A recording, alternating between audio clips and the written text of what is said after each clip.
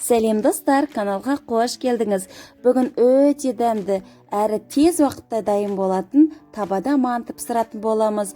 Егер де сізге аз уақыт ішінде дәмді тағам жегіңіз келсе, бұл таптырмайтын вариант болып табылады.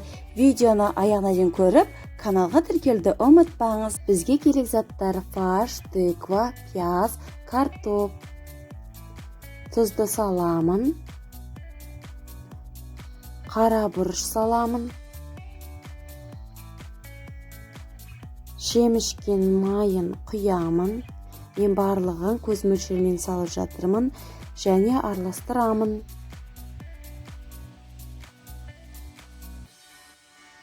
Салмамыз дайын болды. Енді қамыр илеймін. Бізге керек ұн, тұз, жұмыртқа, шемішкен майы және жылы су керек. Жылы суға тұзды саламын. Жұмыртқа, майды құямын, араластырамын. Енді сұйық массамызды ұнға құйып, қамыр илеймін.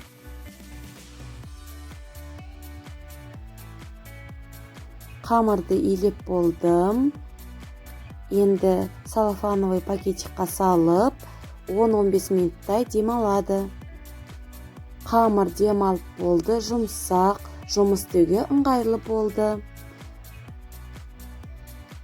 Қамырды 4 бөлшекке бөлемін, біреуін қалдырып, қалғанын орап қоямын.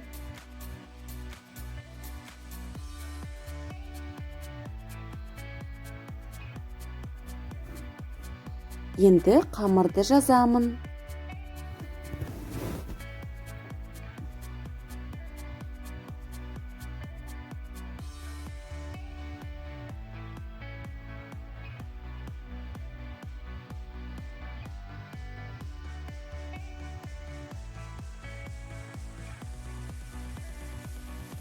Енді көз мөлшермен 10-10 сантиметрлік қып 4 бұрыш кесемін.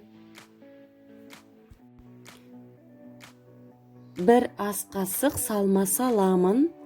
Мәнтіні түйемін.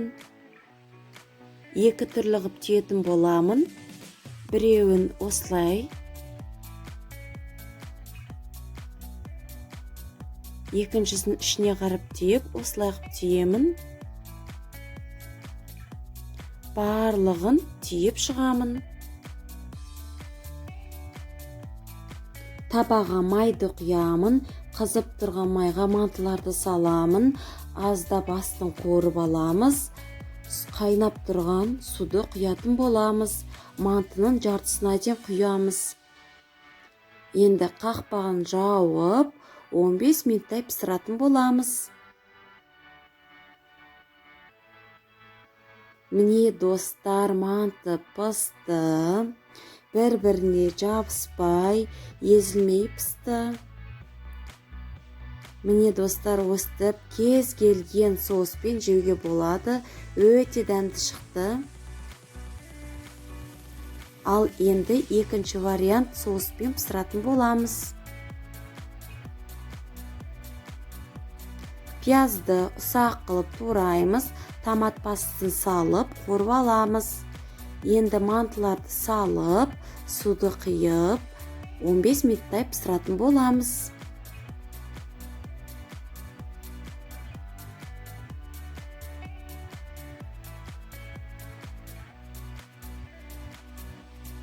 Міне достар, соус пен манты дайын болды.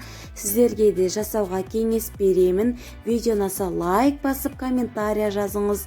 Және каналға тіркелуді ұмытпаңыз. Назарларыңызға рахмет. Сау болыңыз.